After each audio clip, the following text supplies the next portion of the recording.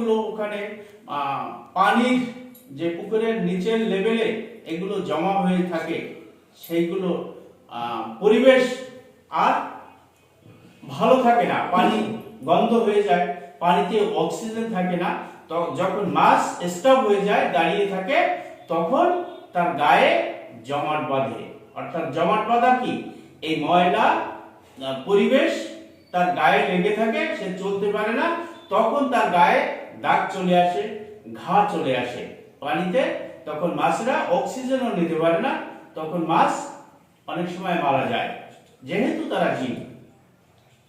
তো সেক্ষেত্রে দেখতে হবে, যখন মাছ খাচ্ছে না তখন জানতে হবে যে আসলে 28 থেকে 30 ডিগ্রি সেলসিয়াস পরে যখন 20 থেকে 15 ডিগ্রি সেলসিয়াসে আসছে, মাছ খাচ্ছে না, কত পার্সেন্ট খায় না মাছ, এটাও দেখতে হবে।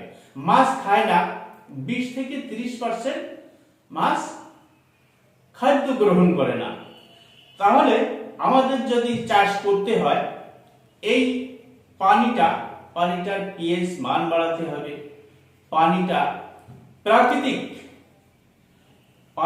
প্রাকৃতিক স্রোত তৈরি করতে হবে। পানিটার ন্যাচারাল যে স্রোত, ইন্টারনাল স্রোত, এই স্রোত তৈরি করতে হবে। যদি শীতকালে মাছ বড় করতে হয়, ইন্টারনাল স্রোত তৈরি করতে হবে। পুকুরে কিংবা জলাশয়ে ইন্টারনাল স্রোত তৈরি করতে গেলে কি করতে হবে, এটা জানতে হবে। যেহেতু ইন্টারনাল যদি স্রোত তৈরি করতে হয়, তাহলে সেক্ষেত্রে আপনাকে মোটর দিয়ে যে পুকুরে মাছ আছে, যে পুকুরে পানি আছে, সেখানে ইন্টারনাল স্রোত তৈরি করতে হবে।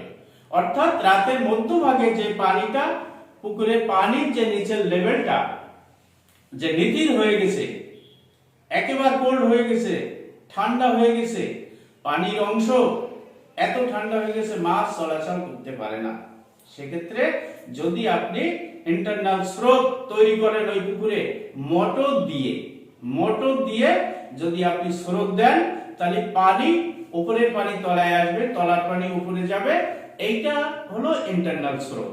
আর যখন ইন্টারনাল স্রোত তৈরি হবে, তখন আপনার পানিটা গরম হতে থাকবে, তাপমাত্রা বৃদ্ধি পাবে। আর তাপমাত্রা যখন বৃদ্ধি পাবে, মাছ বিচরণ করতে থাকবে। আমি আগে বলেছি যে 12 ডিগ্রি সেলসিয়াস যদি তাপমাত্রা চলে আসে, তখন রুই, কাতলা, মৃগেল মাছ আর চলে না, তারা চলতে পারে না, তারা স্টপ হয়ে যায়। তখন আপনি ইন্টারনাল যদি স্রোত দিতে পারেন, মোটর দিয়ে পানি উল্টো পাল্টা হবে একই পুকুরের পানি, সেক্ষেত্রে আপনার পানিটা গরম হবে, মাছটা বিচরণ করবে, আর মাছ যখন বিচরণ করবে, তখন মাছ খাদ্য আহরণ করবে। আর মাছ যখন খাদ্য গ্রহণ করবে, মাছের গ্রোথ তখন বড় হতে থাকবে, মাছ বড় হতে থাকবে। মাছ শীতকালেও বড় হয়। তবে সেক্ষেত্রে সিলভার কাপ এবং ব্রিকেট, এটা আপনি স্রোত দিলেও শীতকালে বাড়ে এবং না দিলেও বাড়বে। এরা খাদ্য গ্রহণ শীতকালেও করে থাকে। ধন্যবাদ। তবে যোগাযোগ করার জন্য আমাদের ফোন নাম্বার হলো 01712030436। আর সুস্বাস্থ্য কামনা করে আমি সংক্ষিপ্ত শীতকালের মাছের আলোচনা শেষ করছি। আল্লাহ হাফিজ।